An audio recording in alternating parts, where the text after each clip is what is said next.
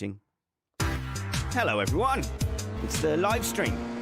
It's what we do here on Mr. Apex Podcast. When we come on YouTube, we just have a little chat first. We won't go on too long, don't worry. But you can go to the description and you can click the link. So don't complain about this bit, because you can literally click the link and there's a number. Steve puts it up there and it goes straight to the start of the real show. Did everyone have fun today? Hope you did. It was a fun thing to wake up for in the morning. I've got some things to push back on. It's pretty positive. Oh, Steve just put have sound and vision. I thought he put no sound and vision. But yeah, you can see me and hear me. That's good. I remember to unmute. That's another reason why we don't fire straight into the show, because I'll often not remember to unmute. And it is the morning, and I've got this kind of strange, black, warm, non-alcoholic fluid in my mug. So, what am I saying? Admin is click the description if you want to skip this. And also, no, it's not late. So what we tend to do is we jump on a call. We give ourselves 15 minutes to get all our mics up and running and say hello to each other, because we just want to hang out a little bit as well. And I want to hang out with Kyle, even though I saw him last week. Hey, Kyle. Yeah, hey, how's it going? Yeah. That's good. It was pretty good. I mean, it's morning time. This is not my natural, ecosystem. No, but the day hasn't toiled away at you yet. It hasn't worn you down. There's still enthusiasm left in the locker at this moment. Right. I hate you for saying that, because I know that Kristian Pedersen is also a morning. You're a morning guy. I definitely am. I've become a morning guy. Oh, in your elderly state, you've become a morning guy. Back in the days, I used to hate it. I can't do it. For me, I need the day to build. And while there's all other things like kids need dropping off at clubs, or no one's had dinner, or I can only track my child now by the money he spends. So I don't hear from him. He doesn't tell me where I am, but then the little Go Henry app comes in, spent £2 at such and such a place at Tesco, and you go, oh, he must be at that. Okay. Well, it's nice to know he's alive, or he's had his card stolen from him and he's been murdered. But one of those two things has happened. At least I know the card works. But I think it takes me until 8 or 9. Once everything's done, everyone's fed, I suddenly get this burst of motivation, and then I'll start working until midnight or 1 or 2. And then that gets me in trouble for the next day. That's probably why I'm not a morning person, because I'm always up till 2 working. I love that hour from 6:30 to 7:30 in the morning. Where you just having your good cup of coffee, reading the news, getting ready mentally. Yeah, but you see, you have never had a proper job. You're like me at the moment, where I don't have a real job. So you don't. I do. I have a day job today. Oh, you do? Yeah, the only thing is I can control I'm like the leader of a team, so I can basically control my own time. Yeah, so you make them all get up early with you. Yeah, but they are mostly just shortly. It's like a talent program for Denmark's Radio, where we have 4 people who get paid 2 years just being moved around different departments in Denmark's Radio, trying out stuff because we can see something special in them. So when things work, they are mostly out in some apartment somewhere, and you can just go around victoriously. Are they all little nepos? Like the radio station they were all nepos, all the little kiddies getting. They used to be around. They are from 22 to 28-ish age-wise, and the group I'm having right now are all around 28, so they're kind of grown-ups. Well, yes, it's bad when you get to that stage in your life, though, isn't it? Because they're all looking at you for advice. Your old Uncle K-Ped. No, they've learned not to look at me for advice. They've learned not to. Yeah, because I'm getting to that stage now. I get people asking me for advice, and someone on the panel who will remain nameless said, "Hey, can you give me a full critique of what I'm like on the pod?" And I went, "Absolutely." And I came back with 3 pages of Google Sheets, and they went, "Oh no." Ooh. And just to Ivan, no, it's not Karrierekanonen, it's Talenthullet. Are you Danishing in the live stream? Oh yeah, because someone in the live stream asked me a question. I love Denmark and Danish people, but it is the least it's the opposite of Italian in terms of the romantic languages. So Ivan just asked me if it's a program called Karrierekanonen, which means career cannon. Yeah. Oh. Okay. But that is for musicians. This is not. This is for individuals. But of course, you used to be someone, Kristian. I can hear myself back, by the way. Yeah. I'm not imagining that. Someone is sending some audio back to me a little bit. But Maybe. yeah, you were like a superstar, TV guy, a radio star, and so you were telling me about your summers in Ibiza. I bet there's some crazy Capehead stories. Well, there's a lot of stories, not for on-air broadcasting though, but I can. I was probably the last generation who got to get involved with like underground scenes before the internet came and destroyed it all, right? Yeah. So back then, when you needed a record, you had to wait for the physical copy of the record arriving in Copenhagen before you had the music, right? That's completely changed. But we convinced Denmark's Radio that they should use some of the funding for live broadcastings of live music for DJs instead, and they agreed somehow. So we were broadcasting from Ibiza every summer, which is sort of like the mecca for the music we were broadcasting about, like deep underground, techno, that sort of music. Ambient. I bet everyone was super well behaved. Yeah, they were. Well, we had good relations in Ibiza. I've been playing the sunset set at Mambo a few times, which was back in the days like the big cafe. You have like 8,000 people just sitting there watching the sunset go down, and they all applaud when it goes down, and you have to play it beautifully, right? That's amazing. Sounds like Kyle would be at home there. Wow. Yeah, Kyle would be at home smoking something, I think, at this point in time. I would be standing at the beach smoking something Kyle. at this point in time. Younger teenage Kyle, maybe, not adult. Oh, you're clean as a exactly, whistle, Kyle. Now you're grown up. You're still a party animal, Kyle. You're not fooling anyone. This Ibiza place sounds like I bet nobody made breakfast at the hotel in the morning. Well, Like, Mambo was not a hotel. back In the 90s. There was something called cafe. Why can't I remember this cafe? It was like the most well-known cafe for ambient music in the world, and it was placed directly opposite the sunset in Ibiza, San Antonio town. And they had like a competition neighbor, and Mambo became the winning factor of that. So that was the place everyone in Ibiza goes every night to watch the sunset, right? And then afterwards you play up the crowd, and then they go partying for 5 days. From 5 a.m.? What, they start at 5 No, a.m.? no. This starts at, the sun sets at around like sunset. 9. Sorry. Yeah, sunset. Yeah. I'm definitely getting my voice back in my ear. So if just have a little check in case you're sending I'm something not to getting me. It could be me. It could be me. It could be me. It could be me. Yeah. I mean, it usually is. With the chaos, any chaos is usually I'm going to turn down my headphones. Is it better now? Yeah, I think so. Hang on. Purple burglar alarm. Yeah, I can't hear it, or I could hear it less. But yeah, we've got a quiz. Catman did a quiz. It was slightly less chaotic than the one you did at Christmas. But he did a new quiz. Wait, we did it at the karting event, so I've got it. I've got it on tape. It definitely needs a heavy edit. But yeah, you'll see Kyle's lack of champagne control skills as you tipped a whole glass of champagne. I think did you have a mug of champagne? Yeah, right. I ended up nailing that entire bottle pretty much during the during the quiz. Yeah, I over enthusiastically poured it and had a bit of an eruption.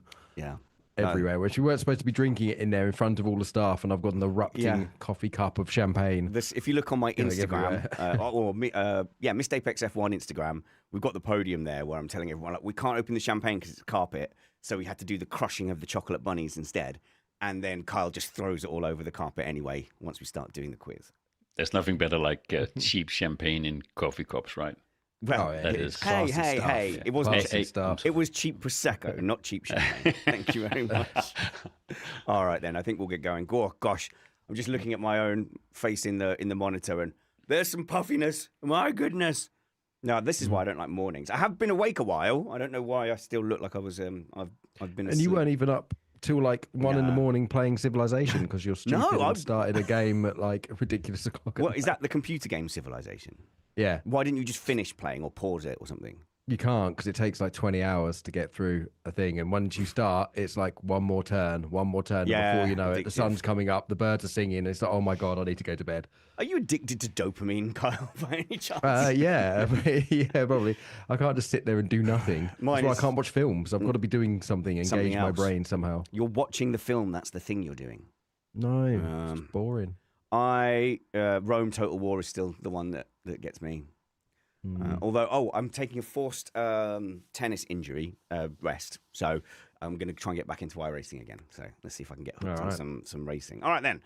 let's go into the Chinese Grand Prix race review. This is a slight sort of pregnant pause from me here as I gather my thoughts and I kind of feel nervous and you get the spinny car going. Because that bit at the front, it's a nice warm-up and it's fun, but I don't have to say anything in particular. Kiddie Winkles, keep the volume down. They are excited because we've just had Mother's Day and we had bagels and cream cheese and smoked salmon. And yesterday I made everyone katsu curry from scratch. Well, I did all the chicken and breadcrumbs myself. I wonder why I'm not hitting my weight goals. Anyway.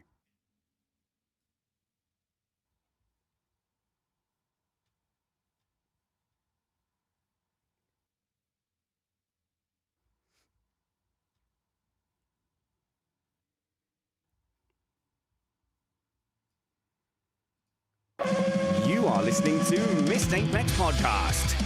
We live F1.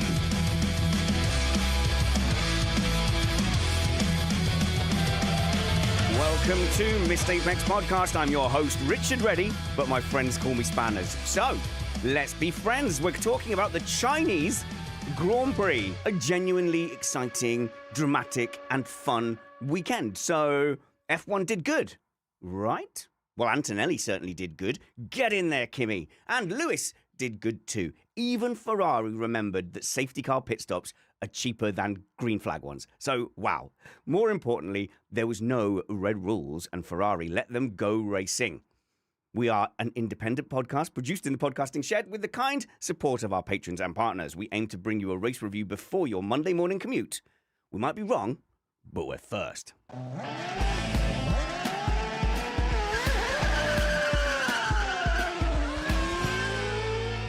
I'm joined in the shed by Kyle Power. Hello, Kyle.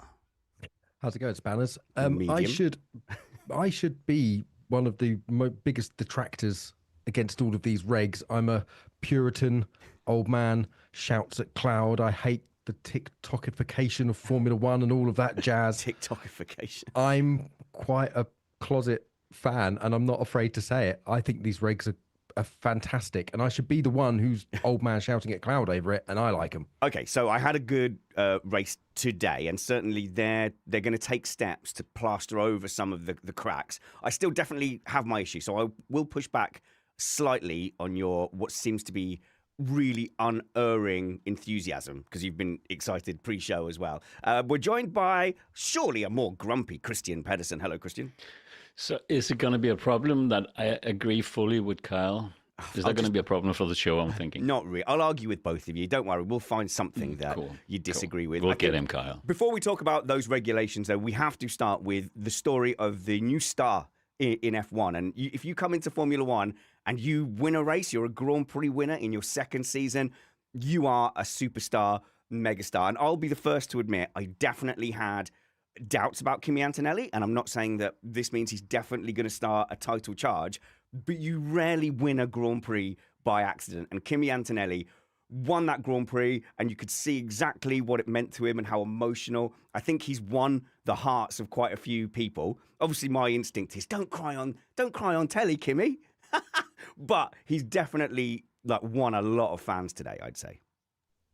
Yeah, he seems like a lovely kid, and even when he was struggling last year, he didn't sort of spit the dummy in the press. He just seems like a genuinely nice guy, and I think it's great that he cried. I don't like this. I actually thought less of Norris last year after the championship, trying to not cry and saying he looks like a loser for crying on TV. I think it makes it better. Let your emotions out. It's 2026, Spanners. You can't be so macho and toxic masculinity all the time. Let it go. I love the fact he lost it. It just makes the whole thing more special to watch. Kyle, it's a reflex. You know, I'm a child. I'm a child of the 80s, and I went to British school in the 80s. Must not show emotion. Yeah. So my first instinct is snigger.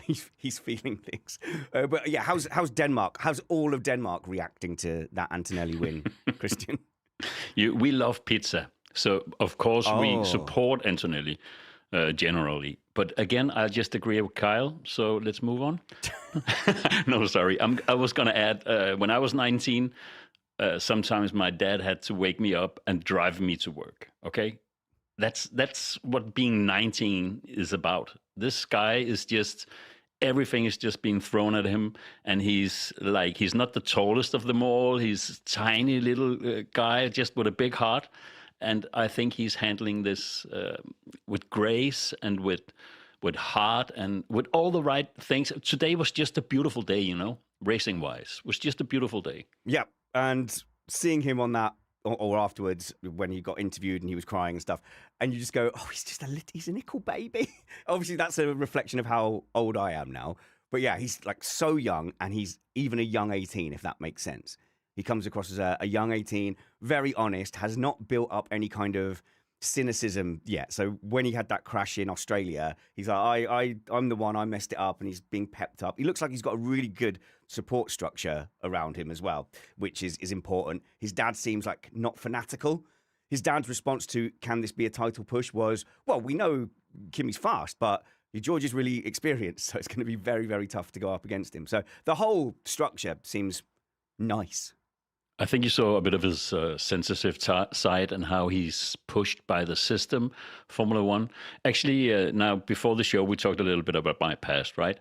But I was just gonna mention one thing, because back in 2000, I was hosting the Grammys in Denmark with a guy called Casper. Ooh. I was like sort of co-hosting the Grammys, right? And when you become part of like such a big show, you can compare that to basically starting in a team as Formula One, because the Grammy is like, that's up there as the big shows, right? And you've been booked to it, you're happy about it, you feel all the glamour surrounding it, and everyone's hyping you.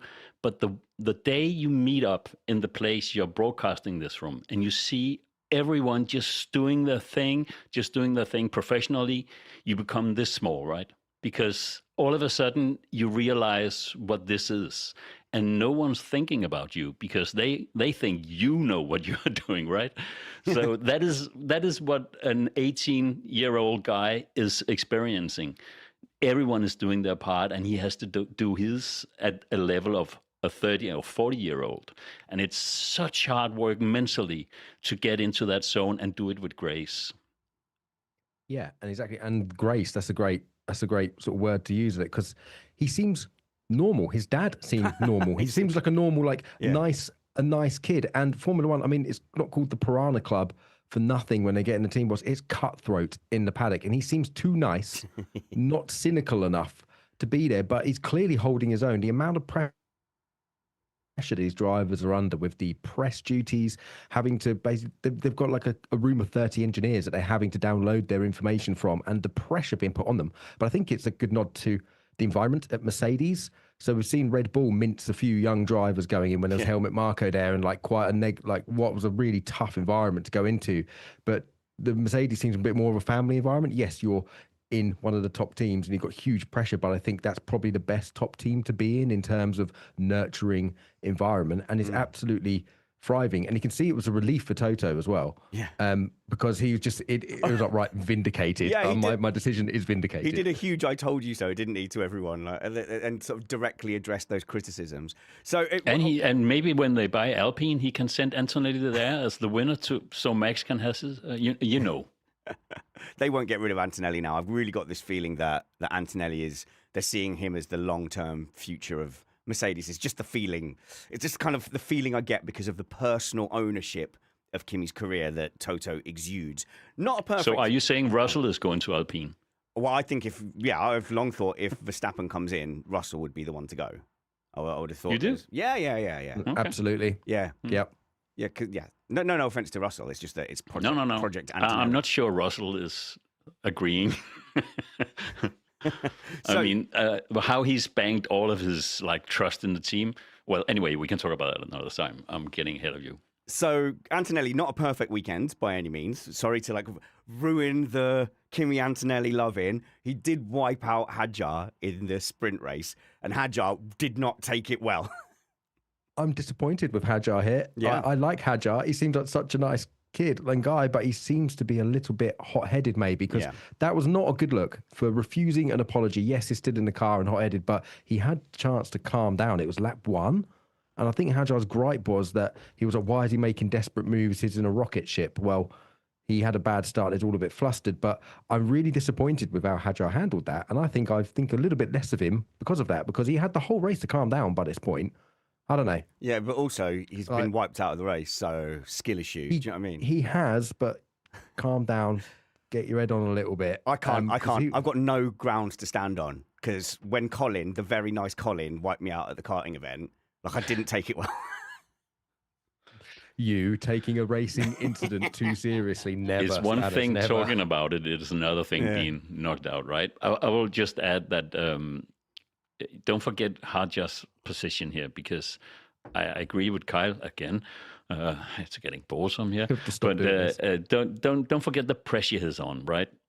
All the teammates to Verstappen before Hadja, they were just destroyed. I know it's a new season, and actually Hadja is delivering. Yeah. He's sometimes even in qualifying faster than Verstappen, and I think he's so much in his bubble, trying to get this thing done and stay in that bubble.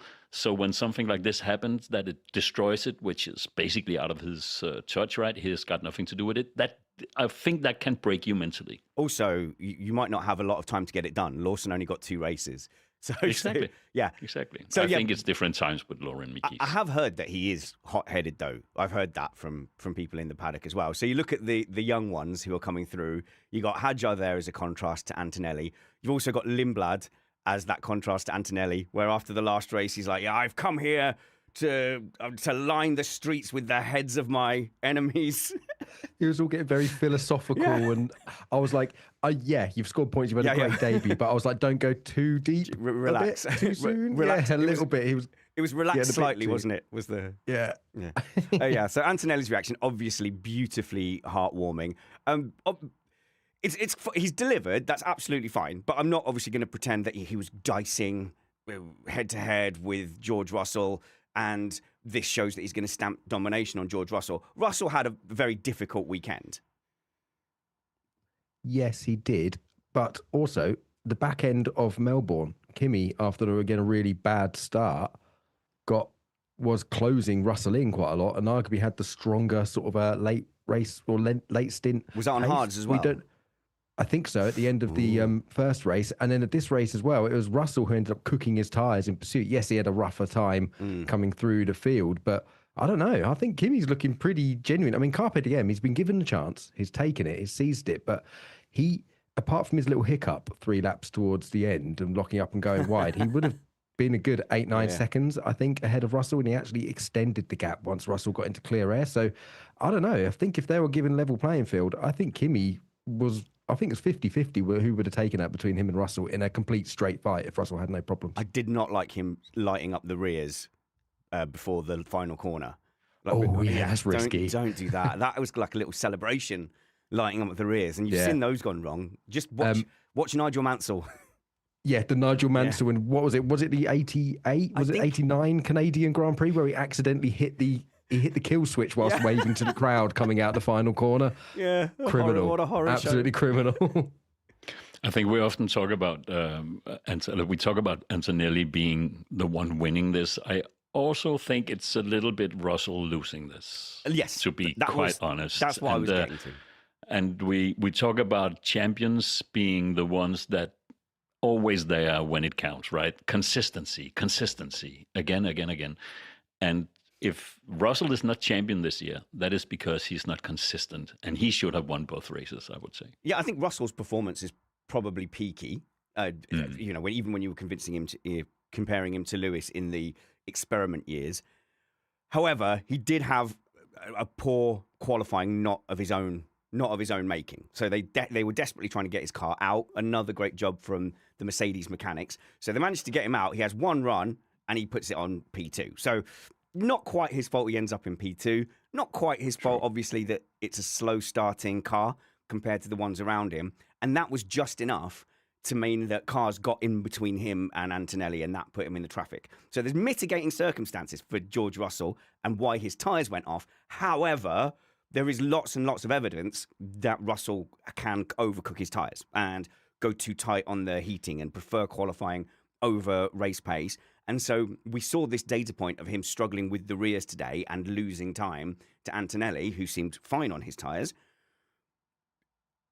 But can we really give him the excuse of, well, he was chasing in dirty air? Because someone in the Discord said clean air is king, and that was certainly true last season and seasons before. I'm wondering if that's less the case this time, Carl, because they can follow. So we can start with a bit of positivity on the regs as well. They can blink and follow, can't they? Yeah, they're following much, much closer. It reminds me of the first couple of races of the 22 regs before they balked it with the TD39 or whatever it was, which is Mercedes induced, ironically. But yeah, they are following. They are able to follow really, really well. But also, even despite all of the electric sort of charge and battery sort of yo-yoing, all of these factors, even the sprint was the same, was kind of decided by tyre performance. It's still the same Formula One underneath, and it was looking after your tyres and using it. And yeah, they can. There was like a group of 4 cars. We've seen it in both races now, where there's a close group of cars. I mean, look back to the midfield of this race, that battle with the Haas's, and it was a Haas and the Alpines. I think it was having an absolute ding-dong battle. And did you hear a single driver complaining that they've overheated their tyres? Because that was the big gripe in the last ones. You could follow somebody for a lap or half a lap. Right. Yeah. You've cooked your tyres, and then that's it. You've gone off the thermal cliff, and you're in a mess. We haven't heard a peep of that this year. No one's had to sit 1.2 seconds behind to save their tyres. I think the natural balance in battery being full, battery being empty, overtake in zone, etc., is maybe fading the facts of the titles, if that makes sense, because it's so much more overwhelming. But did you see like the pre-race press conference with the top 3? Because Hamilton was actually talking about how it was driving the cars. And he was specifically saying that you could much easier follow a car this year than you could last year even. And the car was doing what he asked it to. It was much more nimble. Everywhere where he wanted something from the car, he could get it. I mean, all this is just like candy to our ears, right? Because it's not only Hamilton having that thought. That is like the racing instinct coming alive in the guys. And I think that is what we saw today, just pure racing all around. You have to drop a little bit down the grid, don't you, to start hearing negativity? Exactly. And you can physically see it. You can visibly see it. The cars are moving around. Even Kimi Antonelli in the last few laps, when he wasn't showboating, was sliding. And everyone keeps saying all this negativity. Oh, they're just taking it easy in the corners. They're not. Even those corners like between 5, 6, and 7, whereas yes, they're regenning. They are still completely on the edge of adhesion. Yeah. They are regenning and they're still maximizing it. So it's still there. I think a lot of the doom mongering is a bit unfair because not one of these cars looks on rails at all, and they are snapping and sliding and fighting, and it's great to see. The drivers are still having to work really hard, despite having to, in theory, be going at like 70% pace through the corners. I mean, if that's 70% pace and they're still sliding and struggling, then what would be if they were fully unleashed? I think it would be exactly the same. They're still on the limit. So who qualified 1, 2, and 3?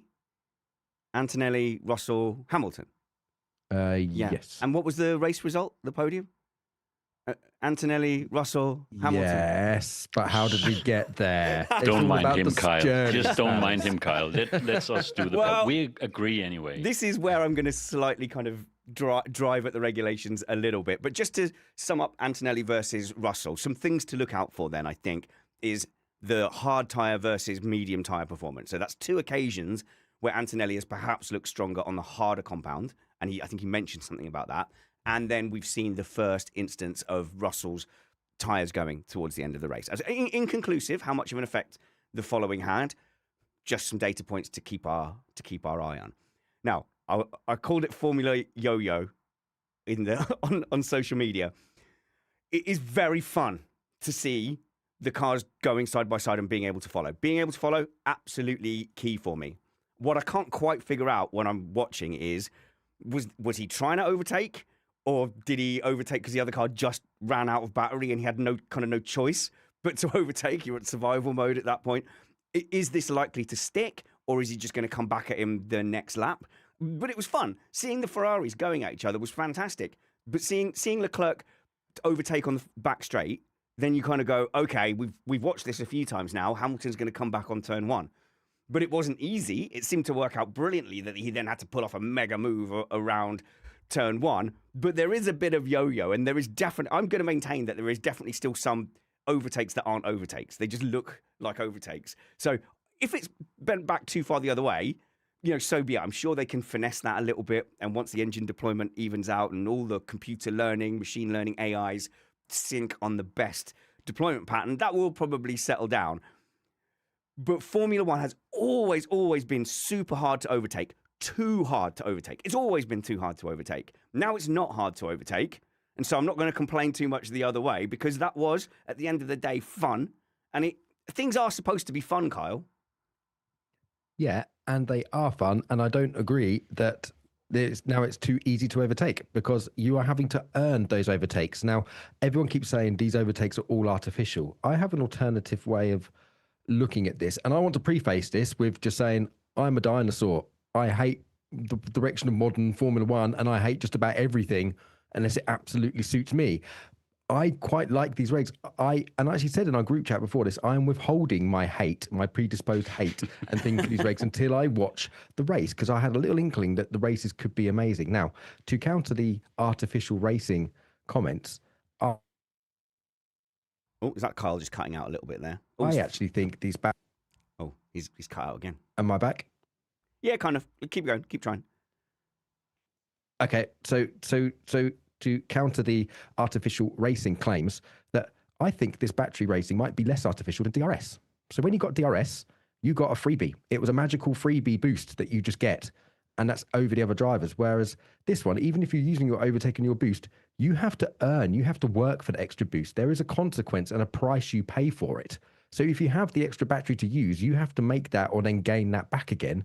So it's in that sense, it's less artificial. You're not given a freebie. You have to work for it and earn the power. You all have the same amount of power. Yes, overtake mode, you can recharge a little bit more and deploy a little bit more, but you're going to suffer for that later on. So in that sense, you have to earn your right to use your battery to affect an overtake. And I think that's better than DRS. Another very big point is the drivers are just happy about it. When they leave their cars or finished in the race, they are all like, oh, that was fun. That was good. That was even Ocon driving into Colapinto is like, yeah, that was my fault. He can feel the car. He knows what he's doing. Even though they are making mistakes, they are living up to them. They are taking responsibility. They are happy about the racing. Leclerc talking about the battle with Hamilton, even losing the battle. Yeah. Oh, that was fun. I mean, something's going on that we're not aware of. Do you know what? Just something is sticking in my craw that it's not right. But it was fun. So the factor of looking at those races and them going side by side for like 8 corners in a row or something, that's the racing that we've all cried out for and hoped for. And the drivers did it respectfully as well, because they knew that it wasn't just a one corner thing, and that they're going to get shoved off, and then they're not going to have another chance to get back at them. So the Ferrari drivers raced in an exemplary fashion, and it made for a better spectacle.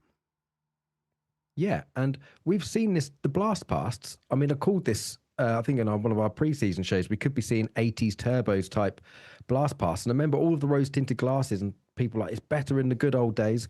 Well, what used to happen in the turbo days? Well, you could just whack your boost up, tow it past somebody, and then fuel save like crazy.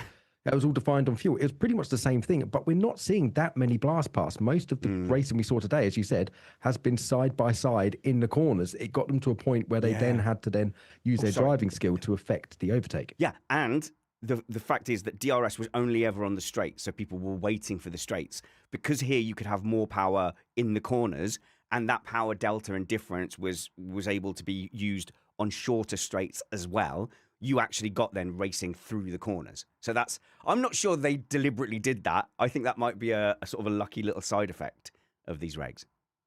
Well, I think the battery situation and the charging circus is going to be a big part of this, of course. It's also a very new thing, which is going to evolve massively. But I think we forget one rather big thing, actually. The cars are 30 kilos lighter, right? They have smaller tires. They have 20 centimeter shorter wheelbase.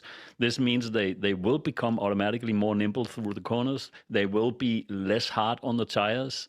So there will be, when you have less downforce, you will slide more, but with a car that is more nimble, and yada, yada, yada, yada. The end result of all this is the car will just be better to drive. And we see this also. It's not just battery. But you can allow me some level of grump, the more artificialness of the excitement was really watching the pack unshuffle itself after it got shuffled up by the starts. So because Ferrari have got these monster starts and Mercedes haven't, they are kind of artificially getting ahead. And in the end, the Mercedes race and the Ferrari race really had nothing to do with each other. They were never going to hold the Mercedes off. So we got that little bit of excitement just because of the start differences. And that's what makes it super exciting, because one thing we have been denied in both the races so far is a natural tyre strategy to play out. There has been opportune moment timed safety cars. As always, I see most times I'm on this pod, I seem to say, why was there a safety car right on the bubble of where you can make the one-stop work, and the safety car comes out, and that basically ruins any overcut, undercut strategy. We haven't get to see that play out. So add that in on top. Then the Ferraris seem to switch their tyres on much quicker than the Mercedes do, for instance. So if we get a late race safety car with, say, 5 laps left, and we're going to be in the yo-yo phase with the Ferraris firing up their tyres, then if there's a Ferrari sitting in third behind the 2 Mercedes, my money would be on the Ferraris. If there's like 5 laps left in a late race safety car, that would be fascinating. And we've got all that to discover and yet to come. And now we have an entire month due to the cancellation of the 2 Grand Prix to make the rear wing work. And I mean, that rear wing, if that can give them 5 to 10 kilometers on the straight, that's what they're missing. Oh, no. And also, I mean, Toto Wolff all but gave away that, yes, they did do a compression ratio trick and that he just thinks he should have been allowed to keep it. I'm obviously massively paraphrasing, but someone asked, is it clever engineering or a cheat? And he went, clever engineering. I mean, what compression ratio? It was that kind of thing. So he's given that away. So obviously that will possibly be phased out as well and bring the Mercedes back. Can I just add one small thing? Sure. I just looked at the classification, right, teams-wise. And we have in the lead Mercedes with 98 points. In second place, all the other teams apart from Ferrari with 73, and then Ferrari with 67. So you see, all the 9 teams apart from Ferrari and Mercedes has less team than Mercedes, right? So, and we only two races in. So it could be something we're going to talk about during the summertime. Just 2 teams running away with it.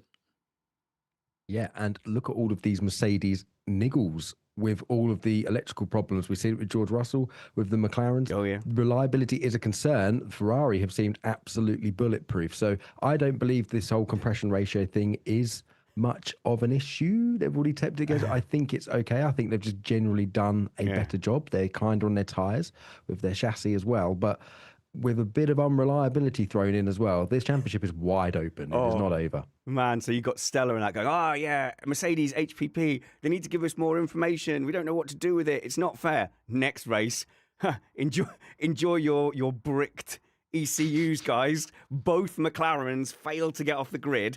And then they asked James Vowles, what do you think of Mercedes as an engine manufacturer? Oh, they're great. Such lovely guys. Honestly, I love them so much. Please don't alt F4 us again. Don't you, who's the Alpine guy? Briatore, Flavio. Don't you, Flavio? Yes, we love Mercedes. Please buy us. The Toto Wolff rumours of buying Mercedes being... How would you feel about being Christian Horner? It's almost done here. We got the deal, Alpine, then reading the Toto Wolff story. I love it. Yeah, I love it more if he's only doing it specifically to sabotage Horner getting back into F1. Top draw excrement housery is what that is. Yeah. Top draw.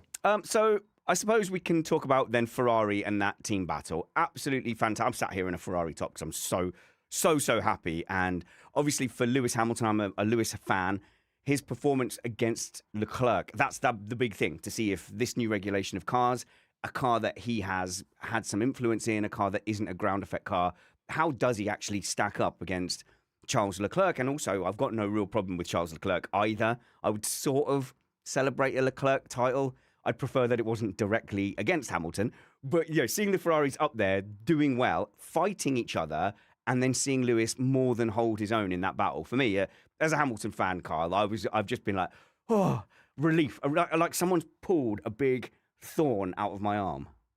Yeah, it is a relief. And it's nice to be able to sit here and not have to slam him and deck him out. Because I think, as I did like for the entirety of the last couple of years, really, it's a different Lewis. I didn't like the attitude of Lewis at all last year. He's had influence on the car. You could tell from his first run in the shakedown test, he just seemed happier.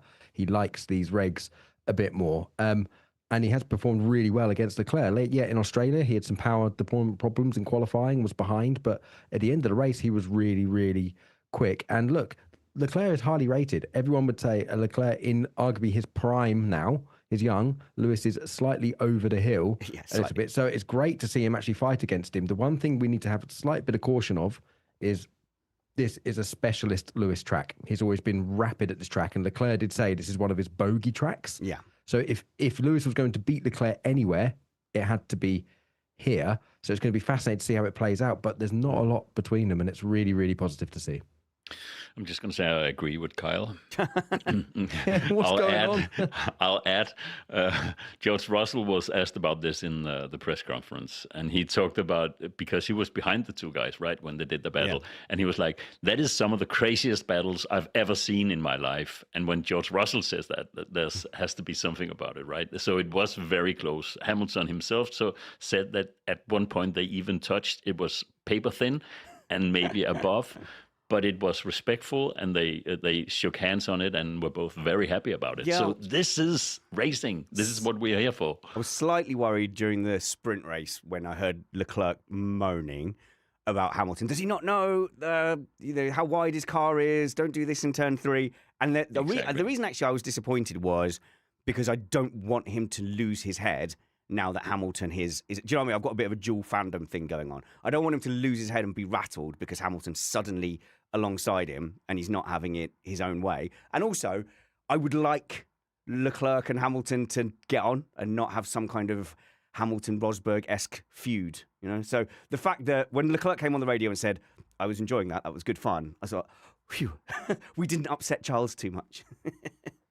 And they really do trust each other, because I was surprised by Lewis a couple of times in this race. There was one of the battles going into turn 1 where Lewis stuck his nose into the disappearing wedge of doom right there. And if Leclerc hadn't been aware and opened the wheel, they would have taken each other out. And I was watching between my fingers. I'm just like, oh, God, guys, don't do the Vettel and Kimi taking each other out of turn 1 in China. Like, don't do it. And it was so close to do it. And Lewis was taking a lot of risks, and he was putting an awful lot of trust into Charles to not turn in him, because Lewis twice stuck his nose in where he didn't really have any right of sticking his nose in. And I'm just like, oh my God. And it's really high speed. They were millimeters away from each other. Fantastic. But it just goes to show, like, I think Lewis also needs to, I know they come across that they're really, really well, but behind the scenes, he needs to draw a line and say, I'm not going to be pushed about. I know you're aggressive, you're the new gen, but I won't be pushed about, and I will stick my nose in to scare you.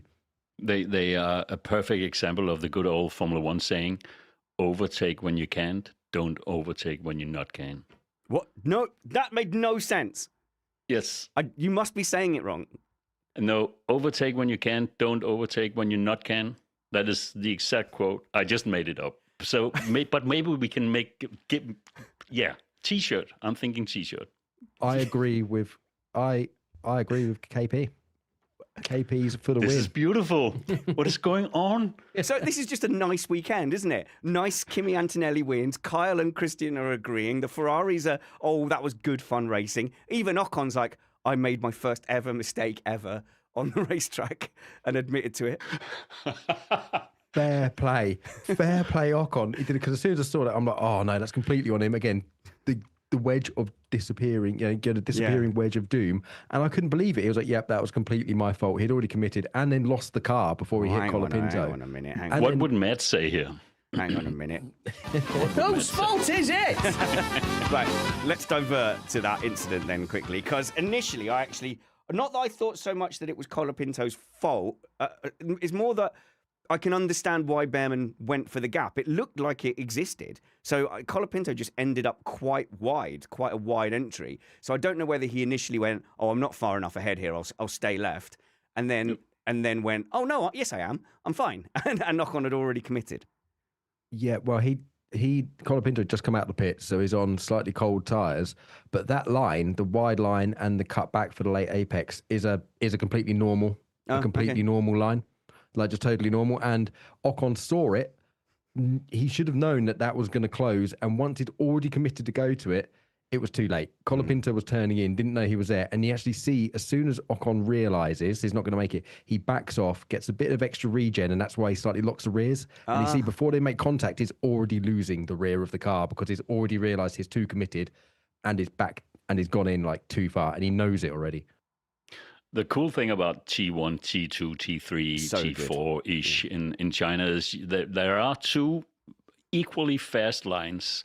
And if you looked at the Ferraris, you could very easily see who took which one. And Hamilton has always been up on the curb all the way around, and around the place where the two guys collided, that is where the two lines meet and cross, right? But definitely Ocon just being overambitious. That was our first Whose Fault Is It, I think, of the new season. But what would Matt say? Well, Matt will be here in the week. It's just ridiculous. It's the middle of the night for Matt at the moment, and I don't want him having to do that. But go and follow Kristian Pedersen on his social media that he sometimes has. We'll put the old links there. No, he's shaking his head. No. So as usual, you can do it. You can do it. As usual, I'll put his home address in the show notes. But go and follow Kyle as well at Kyle Power F1 on social medias, and he's at Kyle Power F1 and the host of a MotoGP podcast. So go and check out Missed Apex MotoGP. I've watched the first round. I'm going to watch the second round, and I'll sort of jump on as a impartial advisor because I had fun. I had fun watching the race. Yeah, go do it. It was amazing. We had controversy, loads of overtakes. You chose a good first round to watch. So racing this year has kicked off with a bang. It's been amazing. But I don't really do much social media on my Twitter, so by all means follow me. But I don't do much. I lurk, but do go and follow the MotoGP show and give us a like and a subscribe on the YouTubes or your podcasting platform of choice. Right, more gripes. And before we do that, go patreon.com/missedapex if you want to follow me. Follow me on Instagram as well. All the links are in the show notes below. In that Ferrari battle, it would have been really, really nice to know where everyone's battery is. I've still got gripes with this battery. My main gripe is that it's automatic and it's the AI doing it. And so the driver, I don't know if the driver even knows. I suppose he might get used to it. But does he know, I'm going to get a huge run on the car ahead on this long straight. And then I'm going to have to defend back because I know I'm out. So Hamilton kept saying, I've got no power, I'm out of power. And I'm thinking, is that really a problem for Hamilton? Or has he just not quite got his head around when he has power and when he doesn't have power? And he's got to radio back to the engineers, get me some more power. Oh, I'll just look in my power drawer for you, Lewis. Oh yeah, you've got 3 more power. So I don't know how any of that works, and I don't think many people do. And Sam W in our Patreon Discord says, please, please, please show me what on earth is going on with the battery, or is it just guesswork with things happening? And then they had some graphics. They had some graphics with the battery power. I'm going to look dead down the camera lens and say, I think that those are reality adjacent. I don't think that is a reflection of what actual battery power the cars have. I think that's their best guesstimate, but I was keeping a close eye on this because I agree. I would love to see live telemetry and batteries, and I think it's bonkers that they're not giving it to us, at least whilst all the teams are trying to untwist their knickers and get it straight, and they know how they're going to run these engines. I think maybe that's why they're protecting it. But with the battery graphics, I think they're using AI to make its best guess of where the battery is. But if you listen to when it runs out and then when the clipping starts, they weren't far off. They look like the actual battery graphics looked like they were pretty spot on, but we don't really know when they're actually using them. And yeah, like you said, it's an AI machine learning, essentially. It's trying to learn the best way to do it. So if you don't drive consistently or you make several mistakes, that's going to confuse the car. And the car think, oh, he's really slow out this corner. I'll give it a little bit more. And I think this is what's catching loads of drivers out, particularly, ask Oscar Piastri on the way to the grid to Melbourne, didn't expect to get a whopping lump of torque because the car just decided to give him loads of torque when he was on partial throttle. It's all of this stuff the cars need to learn, and that's what's going to hurt Piastri even more for missing 2 full Grand Prix.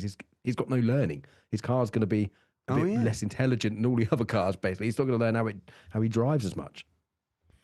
It's probably the only thing I want to complain about the 2026 season so far is the telling, the storytelling of the circus, right?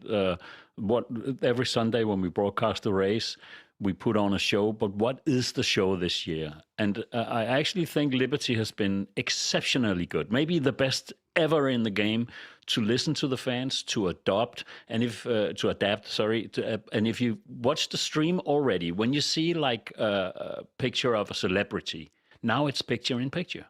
So all the things we talked about last year, the closing in on a face half the length this year already, they are listening to us. Okay, good. I'm not saying we told them to do this, but the general public, the popular opinion is important to Formula One, and I think they've totally missed the spot on this one. What we still haven't got on screen is tire temperature. Why? What we still haven't got on screen is battery states. I mean, all this, it is fed to the teams. They have it on screen. They should just feed it to us. And it should be public information when the race is on. I understand it's not when in the garage and stuff like that. But when the race starts, that should be our information as well. Because it would have been really dramatic as they pulled up to the grid in Australia to go, the Mercs they've got no battery. Exactly. The Mercs have got no battery. It's going to be great. Yeah. Exactly. And they would have so many more narratives in the storytelling about the weekends for the journalists and stuff like that. And if it was manually deployed, like Sean says, it would be better if the drivers controlled it. I'm sure when we did the F1 cars on iRacing, didn't you have to manually put it in the mode to recharge or deploy? You could, to a certain extent. The best description of this would be if any of you used to play the old F1 games when they did the 2019 iteration, they did what I think all the fans are asking for now. On that, you had to manually do your thing from deploy. So you go from no deployment all the way through to overtake and quali mode. And I was changing that 3 to 4 times per corner to where it was. And it was, it's high workload because I was going like maximum deploy. As soon as I get to like VMAX, I was turning it off. Then I was putting it to mid-deploy, mid-corner, and then changing it in the 2 stages of the acceleration zone afterwards.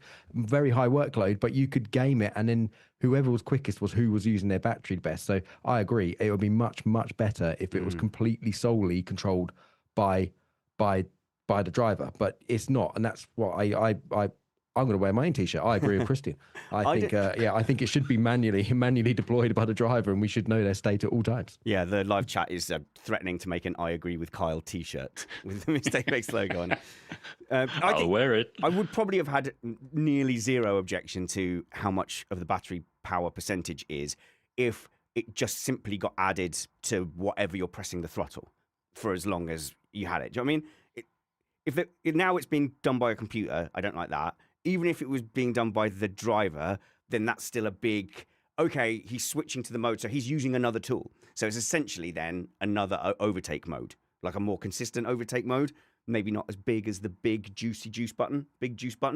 But the fact that it is a separate thing makes it a big talking point. If it was just, it adds 50% power when you put your foot on the gas, which it doesn't that happen in just a normal hybrid car? Or it picks one or the other, I don't know. I think you have programs, so you have like a sports setting and stuff like that. Yeah. So that controls it basically. Yeah. But it's standard for each setting, right? So that's it. I don't like the computer doing it. I don't want computer says boost. All right. Where should we go next? Where's interesting? We touched on Piastri. Obviously, has not started a Grand Prix at all. Has not done a single lap of a Grand Prix in 2026. His comment in the press conference was that he'd made it a little bit further this time because he got all the way around the reconnaissance lap before they had to take him off. If you look at him, he always looks as if he's a little lost. He's not totally aware of his surroundings or where he is and what's going on, if you look at him. Bless. So obviously not much to say there, but just a disaster all around for McLaren, and they'll just want to put that behind him. Okay, so go on then. Yeah, and it was a shame for this race because it looked like the field was really, really spread, but we lost both McLarens, and I think both McLarens would have been sitting between the Ferraris and the rest of the mid-pack, which had an epic battle. But if the McLarens would have got involved in that first sort of fight, they could have maybe got ahead of a George Russell, for instance, and maybe slowed him down a little bit more. It was a massive shame to lose them out of the fight. And also the Red Bulls. Red Bulls didn't really turn up this weekend. And for various all sorts of problems, but they're major factors that we lost in this fight, and we still haven't had a full chess game with all of the pieces on the table all at once. We keep losing them. I do want to applaud Max Verstappen. I mean, it's difficult to be Max Verstappen in a car driving like it does, but as soon as it's green light, he's just off, and he's just driving 110% still. I feel a little sad for him that he's not able to. What's with the face banners? Well, you say from the off, didn't he lose about 8 places from the start? Yeah, but that's down to the car. I mean, his mentality and his way of going racing, I just like the fact that he's always 110%, no matter if he's 18 or... I'm not sure we would have seen that last year from him. I think he's just adapting very as a grown-up this season. I think he's done nothing but whine and moan and complain all season. Yeah, that was before this. That was before the season. But in the okay, I hear you. Okay, never mind. Just can we cut that out, Steve? Every comment he's made has been negative. And also, he got told off by his race engineer, by Lambiase today as well. Yeah, that's not the first time. No, but I just enjoy him, watch him racing, because something's always going to happen when Max Verstappen is around. His engineer. I've said this same thing to my kids. I've gone, look, I'm here trying to help you, and you're giving me attitude, so you're not helping me help you, was basically what he got told by his race engineer. And by the way, someone was saying, is it EJ? How do you pronounce that in Danish, EJ's name? Ivan? That is his real name is Ivan, right? But EJ is EJ. Ivan says, does anyone know the odds for Oscar not taking part in the next race either? I'm going to get a bet. I'm going to ask for a bet for that. What are the odds on Piastri does not complete a race lap in Japan? But what are they talking about in the McLaren garage when they have a Mercedes engine, right? Mm-hmm. So what's going on in the debriefings? I'd like to know that. Yeah, because they'll be complaining, won't they? They'll be showing their receipts to Mercedes and saying, hey, we paid for full price. And they will be confused, I think, as well. Or maybe they know something we don't, but... Andrea Stella was quite clear. He was careful with his wording, but he was quite clear in his interview afterwards that he was like, they were like, oh, where are you going to have to investigate? And he goes, well, the bits that failed probably won't be going back to us to investigate. It's going to be going back to HPP, and they're going to have to find out. So it's very much, it was a Mercedes problem, which but he didn't actually directly throw them under the bus. He was just like, they need to go back and figure out what's happened, because apparently it was 2 completely unrelated issues over both cars, which is just bizarre coincidence, almost too bizarre coincidence that's happened there. I don't know.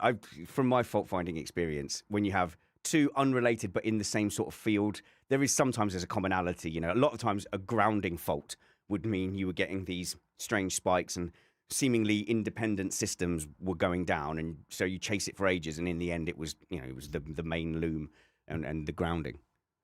And I'm wondering whether it was related to the George Russell incident in qualifying as well, because that was an unknown electrical problem, and with all of this AI and algorithms and trying to machine learning of how it's going, you're not going to find these glitches. You rarely know where the holes are until you fall down one. But the rules are very black and white. You can't be a customer team to an engine manufacturer and receive something less than the main team, right? Yeah. But something is definitely going on when we see where a Mercedes is and where the rest of the Mercedes cars are, except maybe Alpine, which are gaining a lot from their PU, I would say. Is it John? But McLaren, its own McLaren, something's definitely wrong with the incorporation of the Mercedes engine in McLaren. Mm-hmm. Yeah, so we'll go to Red Bull, because we started on Verstappen, and his Kristian saying how upbeat and he's just getting on with it. Here's a John Noble article from the race that was shared, and the quotes are, "It's terrible racing. It's terrible."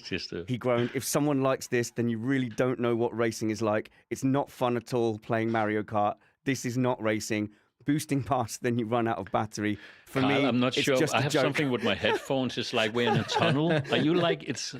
Yeah, it's annoying noise. Yeah, like that. But yeah, like I said, this has nothing to do with racing, and I would say the same if I would be winning races, because I care about the racing product. It's not just about being upset with where I am. Or how shouldn't have gone there. He's so stoic, isn't he? A modern day Marcus Aurelius. Well, okay, I take it to chin. I take it. Okay, I respect that. Okay, I'm sorry.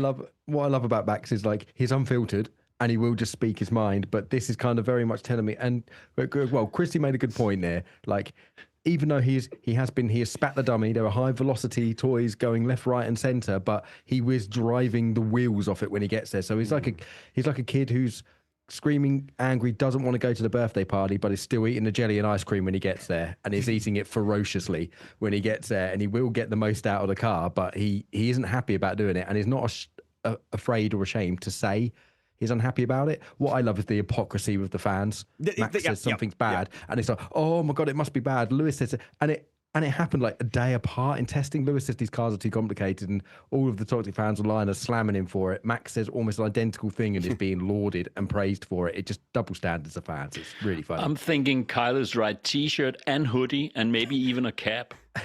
And a full bodysuit, like tight, very tight. So I think during testing and the last Grand Prix, there was more of us on the other side of the fence.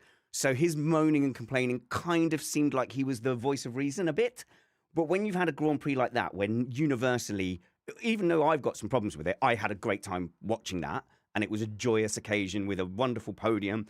And so now that kind of comment and tone from Max feels a little bit like sour grapes, doesn't it? Now he's out of step with the zeitgeist of what Formula One people are saying. You know, the next Suzuka could be a disaster, and we'll all go back to agreeing with him. But at the moment, I think there's a lot of positivity coming out. So if you're Stefano Domenicali, you've been a bit vindicated by telling everyone, hey, chill out, just give it a couple of races to see how it settles. And also, you're looking at Verstappen going, dude, we're trying our best, and people really enjoyed that. Do you want to just... Come on, just not in front of the kids. Just keep it down a little bit. But yeah, why doesn't he just not outdrive the car? Now, this is not a pop at Max Verstappen. This is a pop at people who've been basically declaring him a god for the last 10 years and saying he just outdrives the car. He could put a Haas on pole. He's driving a tractor. It's, you know, the McLaren's light years ahead of him. And look, when he hasn't got a car that can perform, obviously he can't. He can't outdrive a car. It's impossible. His superpower has always been that he drives really, really well. He's really, really good at race cars, but he does it really, really well much more of the time, like nearly every time, than other drivers. His ruthless consistency and intelligence and strategy has been his greatest asset. He isn't minusing seconds from the potential lap time of a car. I think, and this is cross to something else, but I think it's related. During the winter break, right, there was this news story about Verstappen getting the Mercedes drive for his NLS Langstrecken, which is a great team hookup, and it looks good on paper and everything. Then the news came, there was like a social post saying, something to the effect of Verstappen so good that Mercedes gives him car for something like that, right? And they didn't give him the car. It's not like that. But that story got posted on all sorts of media, even though it wasn't true. So I'm thinking of the Verstappen as being someone who can generate traffic. Anything you can post with Max Verstappen generates a lot of traffic. So I'm thinking he's used in that way a lot because he's so polarizing. He's so, and his fans are so freaking annoying. I can't stand people acting like that, communicating like that, just being completely blind to reality and factual information and just being in that blind spot. But I think he's been taken advantage of in that sense. Okay, I've had a relationship with the Verstappen fans, and as someone who has received, I would say, literally 5 figures worth of Verstappen fans' abuse and comments over the years, I posted online, I said, Verstappen P8, ground effect merchant, and then I just stood back and I watched that post explode. And I got so much abuse for that. But obviously I can't complain. That's 100% my fault. But I did have fun. I did have fun on Saturday.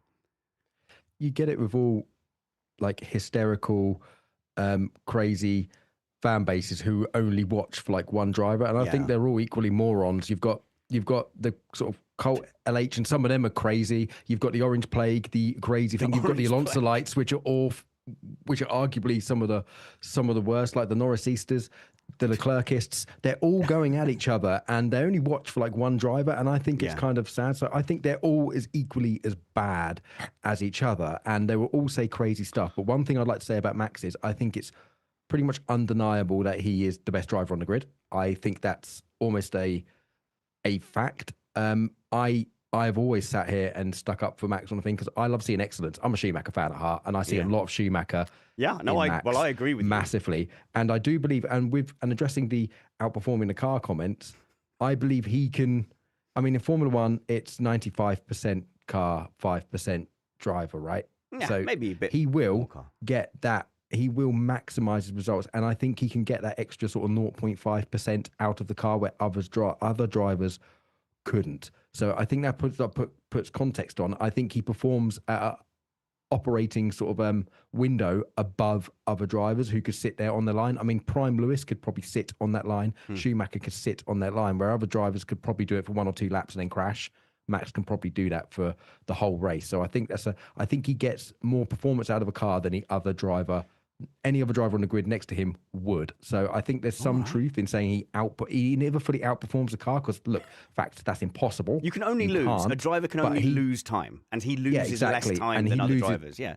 Exactly that. And he is absolutely amazing. But yeah, I agree with Kristian. His fans are an absolute nightmare, but all the drivers' fans are. And I think they're all equally as moronic as each other, using phrases like wheel knowledge. Anyone that on Twitter just, my God, just get in the sea. Sorry. So everyone out there listening, I was watching Spanners while Carl was talking here, right? And he's getting the Kyle t-shirt, I can tell you. No, so what I would say is I agree with the one driver fans are the ones who seem the most problematic, and they're the ones who give you the most abuse. And I sort of don't mind it as much because I know that those fans will leave at some point when their driver leaves. So have your favourite driver, but obviously it's the sport first. If you're an F1 fan rather than a driver's fan, then I'll argue all day long with you. When it's clear that people are very hyper-focused on one individual and they'll leave when they leave, then I'm much less interested in having an argument with that kind of fan. So, yeah, Verstappen, horrible, horrible day. Retires on lap 47, so she's struggling to catch a Haas. And we'll definitely get to Haas, don't worry. But struggling to catch a Haas is not where they want to be. And also, Hadjar looked like he was struggling with his car, keeping it on the road. Like, it's horrible for Red Bull. They are not used to being in this position. And I think, isn't this like the worst ever start to a season from Max Verstappen so far? Yeah, I think it might be. But one thing I want to give some praise for Hadjar, because yes, it hasn't quite worked out with him. He's had mechanical problems. Max has had mechanical problems, but look on sheer pace on paper, he's really close to Max. And in quali, he is really close to. I think this is the closest I've ever seen a teammate in the modern Max era be to Max. Perez, when he first started, was close and winning races. Oh yeah. Oh okay. Yeah. He was though. Yeah, right at the start, maybe. He was right at the start. He was. And then they developed the car away from him. He was robbed, and now he's beating up people at the back of the grid in his Cadillac. Don't listen to him. I'm sure there was definitely one season where I was getting all up in your faces about Perez being on pace with Verstappen, and it lasted till Australia, and then it disappeared, and then he started making loads of mistakes as well. But the way that Hadjar has been up his back, or a tenth and a half faster in some qualifying sessions and stuff like that. That hasn't happened before. No, it hasn't happened for a while, for sure. So if that maintains into Spain, then past the first upgrade package, then I'll start having hope then. But we have seen this play before. Speaking of Paris, T2 with his teammate. We've lost Kyle. Sorry, go on. You go on. T2. Yeah, go on. I think while you're trying to find Kyle, right? You could try and also find the jingle for whose fault was it? Whose fault is it? All right, talk us through it. Yeah, but it was actually T3 on lap 1 where Paris goes up on the inside of Bottas, his teammate, being the 2 cars in the back and spinning. In regards to, and I'm asking the Paris fan here, how did you see that? Yeah, he just went up the inside and mugged Perez, didn't he? Yeah, he has been a bit of a maniac and a menace so far this season. Dicing with Lawson really upset Lawson, and also and in this race as well. I think didn't he have some contact with Alonso as well later in the race? Yeah, there was something, just a tiny bit, but I mean, if you're in a team that is 2 seconds behind, well, 1.5 seconds behind the field, shouldn't you have talked about these things before the race? Shouldn't you have just go through the corners on lap one and then we take it from there? I would say that to my drivers if I was the team boss there. But also, they may as well go racing because they've only got each other to race, so they may as well go for it. I suppose. I'd like to see, how they're getting on. I didn't hear any team radio from that. Yeah, but if you think about it, that this is a completely new team and they have set up everything. I know they had some trials last year, but everything is completely new, even though it's experienced people. When you race at this level at a completely new team, I still think it's hats off. It's so well done that they can actually compete and go through with the races, even though they are in the back. I mean, they're not just in the back, Kristian. I need my I disagree with Kristian hat here again, because they were running at 138s, 139s at the end, towards the end of the race on the hard tires, whereas the Mercedes were capable of 138, 134s, 135s. So they're 4 to 5 to 6 seconds off the pace on race pace. You can't call that operating and competing. They are still very much in a lost zone. They are nowhere near. They are definitely in a lost zone, but I would consider year one, this early in the phase of a new team, building a new team, as one big year of testing. So they will never be in a comparable situation during 26. Yeah, sure. But I don't think you should be 5 seconds. I don't think I'm being harsh for saying 5 seconds off the race pace isn't where they'd want to be. And if you think about it with Perez and Bottas, though, you've got Colton Herta now doing F2. So you've got to assume that he's a lock for a Cadillac seat next year. So are Perez and Bottas basically racing for their 2027 seat? Hello, Kyle, you're back. Hey, hi. Where did he go? Kristian going, Cadillac are doing quite well. And then me pointing out that they were about 5 seconds off on race pace. Ooh, have we talked about the incident yet? Go on. We're on that now. Yeah. I couldn't defend Perez. I just said, I had Spanners all by myself and the incident, but I couldn't get anything good from it because I missed you, Kyle. We have to be two. We have to stand together when we have this Paris moment. I mean, it wasn't even like, it just seemed so clumsy and ham-fisted. Yeah, it was. It was a bit of a Sergio Peroism, as I'm calling it, not sort of the Perez terrorism going in. It was just clumsy, leaving his nose in. He is employed to be somebody elder statesman, a safe pair of hands. And all they need is laps. The car's already a bit delicate. It's been shedding parts all weekend. So what do you want your very experienced driver that you've hired for being very experienced and a safe pair of hands to not do? That's punt the other car in turn one. I mean, that was a silly. You could see that happening a mile off. You always knew that door was going to close. Why didn't he just back off? And why are they fighting so hard? Because they are disappointingly a bit off the pace. Like, we knew they were going to be last, but actually they're being outpaced by the Astons. Yeah. And that's something. I mean, so yeah, I was a bit disappointed with them. We're going to fly through some of the midfield teams, starting with Aston Martin, who I suppose in theory should be a midfield team. I'm actually getting fed up. I don't want to hear about Aston Martin at all, because what are they adding? Like, what is Project Stroll adding to F1 at the moment? They've got a very old driver, obviously 45. We don't know his pace really, apart from there wasn't much between him and Stroll last season, was there? The gap was getting smaller.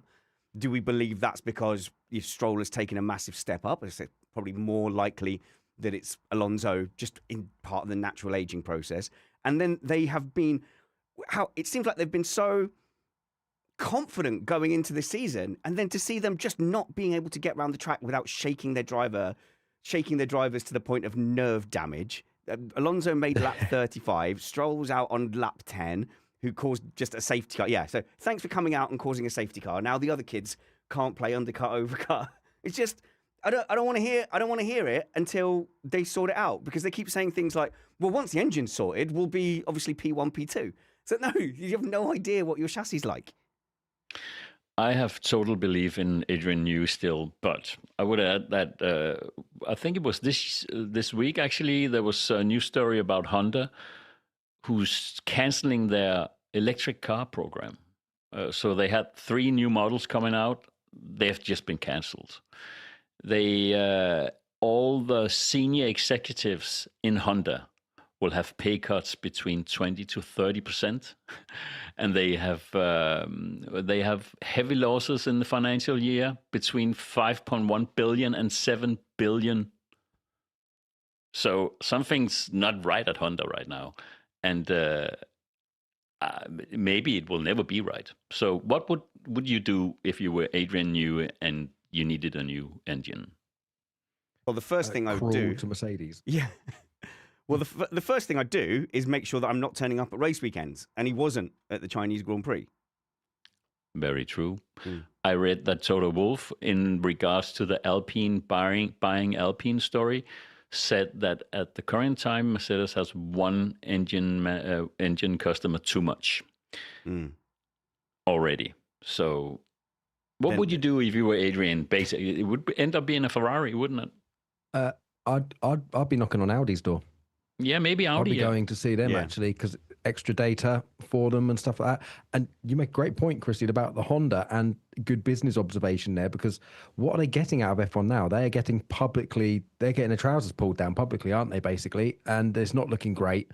They're getting thrown under the bus. This is just like McLaren 2015 all over again. They're going to lose a load of public face. And if they're losing money as well, I don't know how long they've signed how long are they committed for? I think this rule set was due for 4 years, was it? And are they going to? I'm not completely sure, commitment? but I do know that losing face is worse than losing money in Japan. Yeah, it's all about honor and pride and stuff. And I bet Alonso saved some special comments maybe for when they get to Suzuka again, because that's the one thing that really hurt them and the Honda, wasn't it? He waited till their home race to slam them publicly, and I wonder if it's going to happen again. I think they've maybe got him on the diazepam to chill him out before he goes to Japan. Like, just stun him, just get him some strong sedatives and don't put him in front of a microphone after the race, because Alonso is not going to be happy. I take it back. I'm now back invested in this story because I forgot that it was Japan coming up next. So his post-race comment was whiny as well, like Verstappen's. And it was, it's just Formula batteries. And you're okay, I get it. You're not having a good time. If I was 45 and being shaken, rattled half to death by an F1 car, I wouldn't be in a great mood either. Behrman should be in a good mood. Going head-to-head with Verstappen. Lovely battle with Colapinto and Ocon as well. And to be honest, in every area, Behrman has looked impressive so far this year and towards the end of last year. Are you finally on the Behrman train now? The only thing I objected to was people celebrating that P7 in Saudi as if he'd won the World Cup. It was amazing. It wasn't amazing. It wasn't. It was amazing. I'm not having this argument again. Objectively wrong. You were just wrong. Bring in the T-shirt. Oh my God. Absolutely, yeah. Get that T-shirt on. Ivan actually in the chat has given us we have a preview. We actually have a T-shirt preview. He's actually knocked up. I've got it on the YouTube. It's showing on the YouTube channel right now. All right, brilliant. Go and subscribe. So you need to jump on that, because we were all like jumping on the bandwagon after us in the group chat. We're all just like, this is amazing. You're like, nah, Nepo baby. No, you just like straight onto that thing. You're just like, nah, just rich kid Nepo baby. I was like, he's gone to the most difficult track, jumped into Ferrari's debut and stuck it 7th. It was amazing. This is a character assassination. Roll the tape back, Steve. Let's go. Let's roll the tape back. But no, obviously. A wise man changes his mind when the evidence changes. I was looking for enough evidence, and I am now seeing it. Ocon looks like he's a bit in trouble as far as reputation management goes, because he's seeing this kid come through, and this is perfect. It's perfect for Behrman, who is beating someone with a reasonable midfield reputation, and he's just looking better in every area, in every little box. And it's like his neck is growing with 1 centimeter every week. Imagine, like, in 5 years, what's going on here? Yeah, he's going to be like clavicular or whatever it's called. He's going to have a massive, massive I don't know neck muscles. I think I know who you mean. One thing that we also forget about Behrman, he was P5, right? He was like, he was really quick, but he was right down the mid pack because he got stitched up by Hadjar losing it, remember, at the start, and Behrman had to completely take avoiding action and go off track, and that was nicely done. So he was down to like P14, P15, and fought back through the pack to put it P5. You have to say he's head of the midfield, isn't he, really, at the moment? And what an amazing job! What an amazing job by Haas. Well, they are the new overachievers. Hang on, not just ahead of the midfield, because he was on merit ahead of Hadjar and Verstappen. You know, he was in a battle with Hadjar when Hadjar went off, and then he had to, fight back. There was a wonderful little battle with the two Alpines and the two Haases, dicing, being four abreast, and you can imagine the team principals looking at that going, steady, that looks expensive. But yeah, that was a good fight, and Alpine are kind of up there, but I think my feeling is that Haas have got the measure of them at the moment. So really, given that McLaren can't start a race or have only started one car in 4 opportunities to start a car, actually Haas are looking, almost like top 4 at the moment. If they're better than the Red Bull, they're top 4, aren't they? I'll add one little fun fact. Mercedes and Ferrari were 30 seconds behind the 5th placed car when the race ended. That means if they had been 30 seconds faster, they would have lapped the entire field. Right. Yeah, that is quite a gap, isn't it? That is quite some field spread. And it was helped by a safety car as well exactly, to kind of close them up. So it is a bit of a spread, and our Mercedes holding something back. But Haas, and I just want to put this in, I did say that Haas, that Alpine in our after testing show, that Alpine could be a dark horse, and you accused me of being giddy. Well, yeah, P6 in a very high attrition race. Okay, so let's look at this race. We lost both 22 cars. It's going to be 22 cars. Lost both Aston Martins, and we knew we were going to. So really, it was only over 20. We knew that the Cadillacs were getting lapped, so let's call that 16. Then we lost both the McLarens. So we lost 6 cars almost immediately. So it was a very high attrition race. So let's not, elevate Alpine, who got beaten by Haas too highly.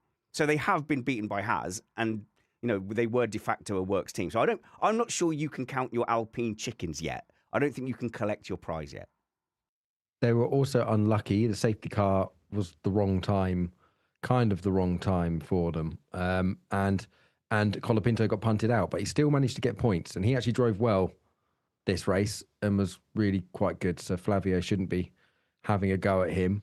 And I've said something nice, so I won't have the whole of Argentina coming for me either. Oh, so yeah, no, I forgot. We have to say we love Colapinto every single episode to ward brilliant. off. Love him. So good and handsome.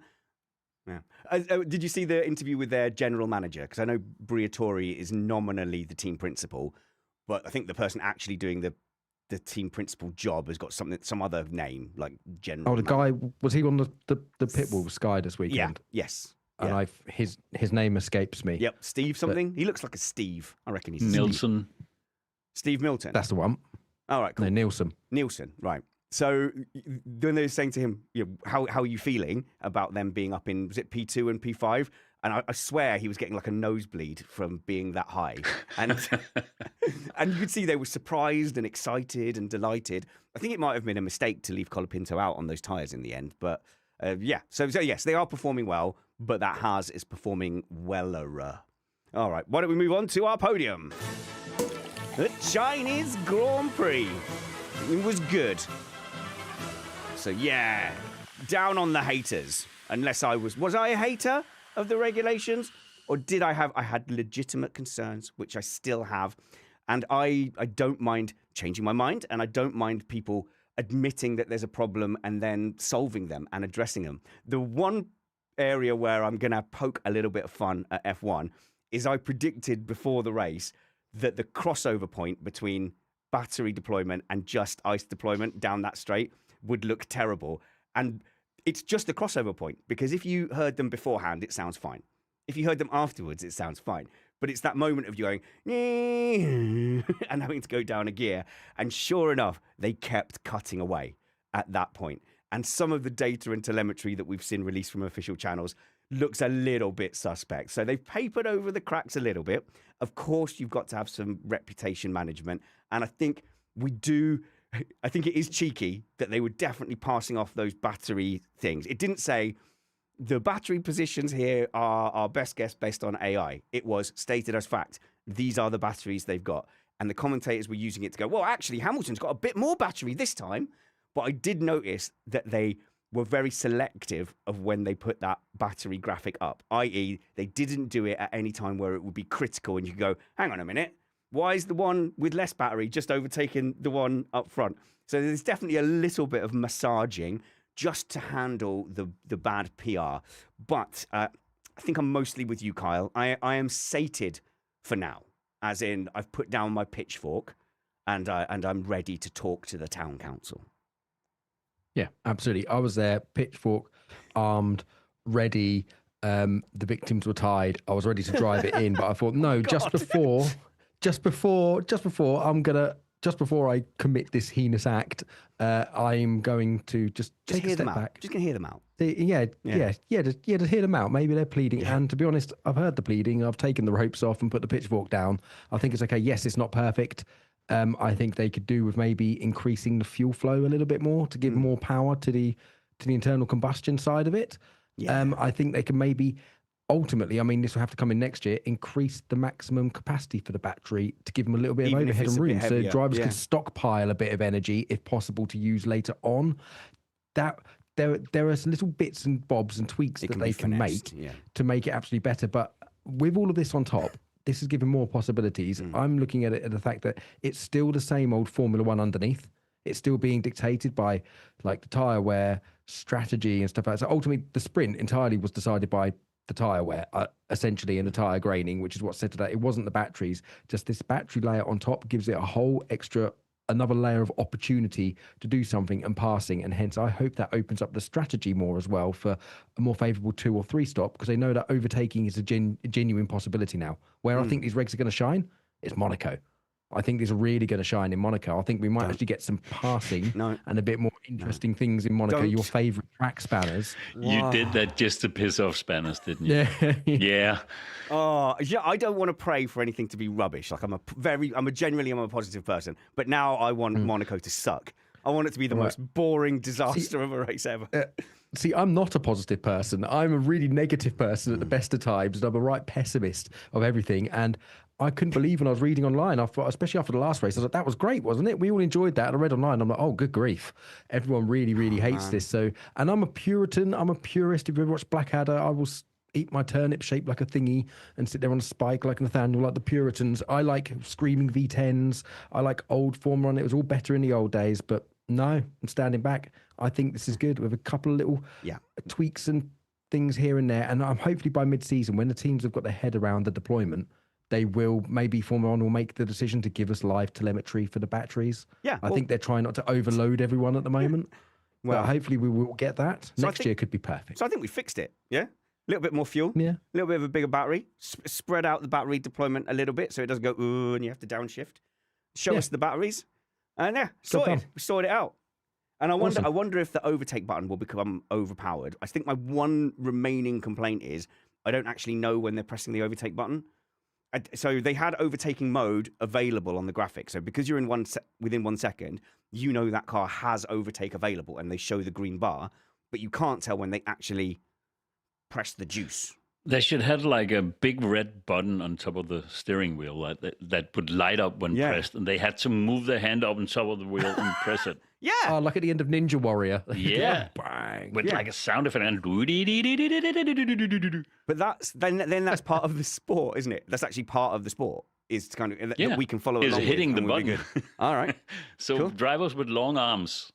Obviously, the remaining complaint is, as Sean's looking forward to Japan in the Patreon chat, is that the S's won't really be a pushing it corner. The S's, they're great corners where you're really having to lose as little speed as possible while still staying on the track. It's a real test of a minimum apex speed maintaining, and that's not going to be. Ferraris in the S's. Going to be good if it's. I'm gone. Kyle. No, that's the thing. Kristian just made the perfect point, because most people remember just before Monaco, we would say the old final sector of Barcelona. Oh, the car's really quick through there. They're going to be good at Monaco. The Ferraris seem to be above everyone in low speed stuff and high speed corners, actually in the corners. So the Ferraris could be really good. And with the S's thing, even though they're going to be essentially using it as a charging zone, you're still going to be on the limit of what the tyres will allow. You're just going to be keeping it flat out and charging as much as possible. I still think the cars are going to be moving and sliding through there. Degna 1 and Degna 2, I think we're going to see lots of the cars sliding through there as well. Even though they're not going to be deploying, I still think the drivers are going to have a handful. What's great about losing it at Degna 1 is you get to see Degna 2 on your way to the wall. They are horrible trying to bite you corners. Look what you could have won. Look, you could have been going off to the hairpin as well. So Yeah, I reckon we'll lose a couple at Degner and maybe up at Dunlop after the S's as well, perhaps. So yeah, I'll look forward to that, and I'm trying very hard to make sure that my opinion on these regulations hasn't just been tainted by Verstappen struggling, Hamilton getting a podium, Russell being beaten by his young, nearly rookie teammate. I'm just keeping my biases in check. Alonso getting 35 laps and that being the best he's done all season.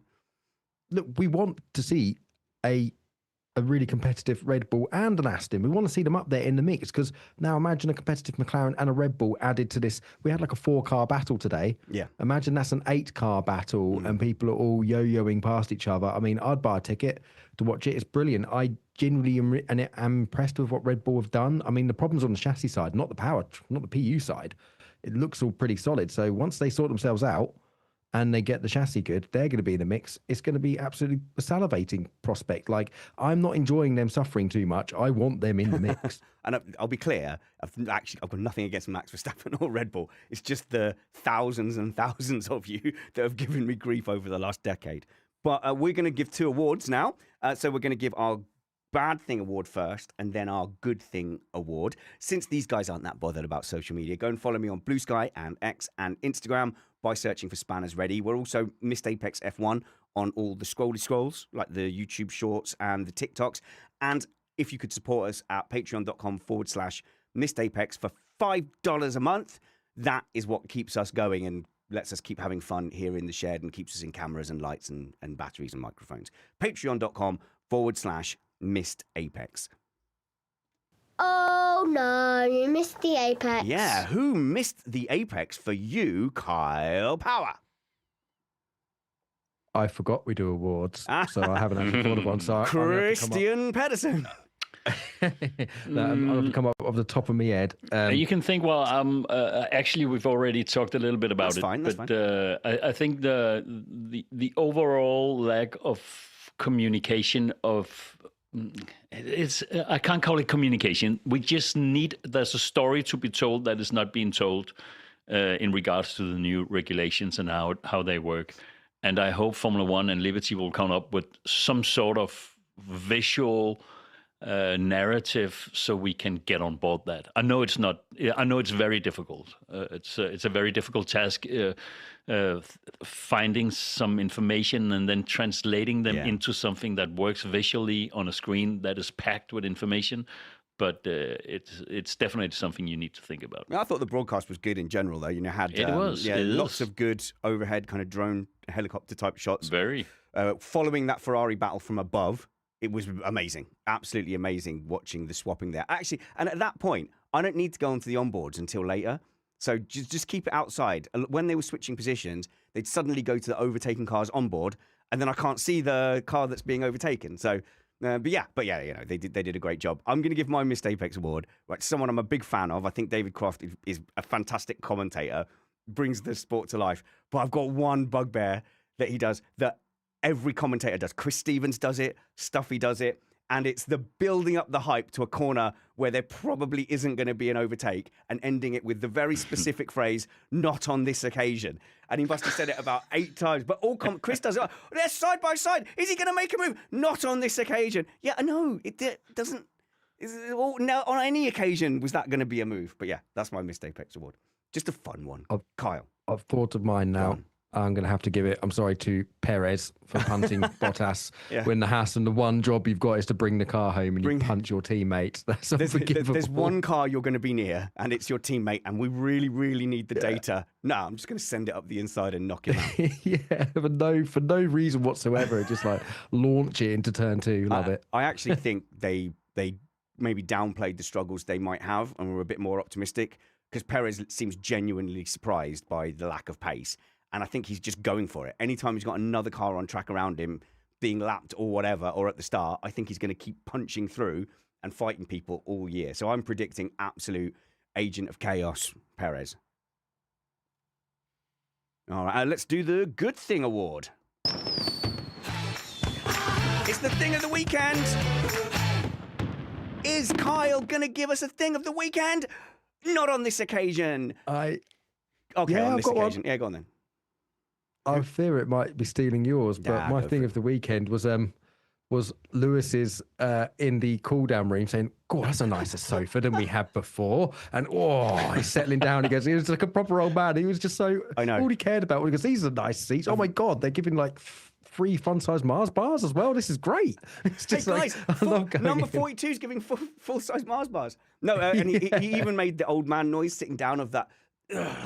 And just kept going about how comfy the seat was because that just absolutely brilliant. That did it for me. The problem, quote unquote, problem with Lewis Hamilton is he still looks fairly young. He's very fit and he's at the top of motorsport still. But he is a middle-aged man, and he obviously has a trendy, cool lifestyle. But yeah, he keeps giving away these middle-aged man uncle vibes things, which I'm very much enjoying watching that evolve. Yeah.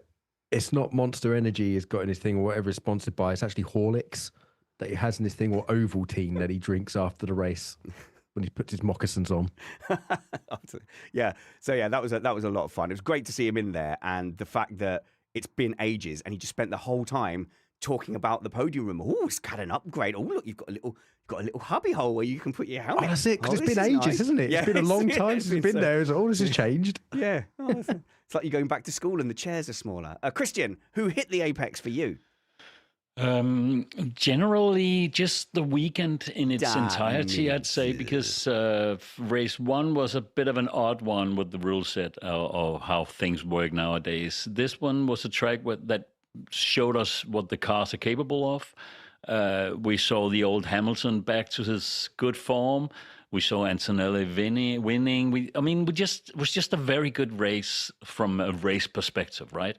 But I also want to add, I had like a driver and a team that is my positive of the year. And I would have said Lindblad, but he had such a horrible weekend and he didn't actually have any race time during the practice and stuff. He had so little track time. He's never been there before. So it maybe was to be expected that it would be a hard one for him. But he's such an inspiring and surprisingly fast debutant this year. And then my kudos would go to Audi in general. They build a new engine. They are delivering at such a high level. Where did they finish? Did you go mute on purpose there, Kristian? You're on mute. I can't hear him. Can you hear him? But I'm not actually sorry. Oh, yeah. Can you hear me? Yeah, you just cut out for a bit. I'm sorry about that. I didn't even touch anything. You're back now. But I'm just speaking in general terms. Audi is delivering at a very high level. How they look, how the car look, how everything works, and it's just so Audi. Where did they finish? I missed you saying that. I think was it Hulkenberg? I can't remember. Honestly, I can't remember. I didn't, was just outside the points, I think. Exactly, Bortoletti didn't get to start, but they scored points and were been in the top 10 all weekend, which is fair exactly. play. And I'm more speaking about the general level of F1ing. So I know you're talking it down again. I know we're in a max situation again, hang on. I know you have some facts that I'm not gonna like. But if you speak at it from like a general point of view, being in Formula One, what high level it is, they are in the mix. They are doing points with a brand new engine and a brand new team. So beaten by Haas, beaten by Alpine. Kyle, let's just log off. Should we log off? P10 with both McLarens out, both Aston Martins out, isn't it? Just and who else? And Verstappen retired as well. So yeah, woohoo! Thing of the weekend, net P17. Wonderful. Yeah, really good, really good. My thing of the weekend has got to be Antonelli. Antonelli for showing that real men and real winners can show their emotions in public without shame and fear of ridicule. Happy, Kyle? You happy? Happy now? I'm happy. Well, without fear of public ridicule, still ridiculing group chats, banners. Oh, don't tell tales on the group chat. Ouch. Okay, and on that cancelable note, I will say that we're going to see you on Tuesday as we catch up with Mike Caulfield to pick apart his view as an ex-strategist of what he thinks the strategists are facing or have faced over the last couple of races. And then we'll have a little bit of a break. There's no F1 next weekend, but we'll have a new show and then, of course, previews into the Japanese Grand Prix. Until we see you next, work hard, be kind, and have fun. This was Missed Apex Podcast. If you want me to go searching through the WhatsApp, Kyle, if that's what we're doing. Are we playing that game? I'll take you with me. Please no, please no. Withdraw.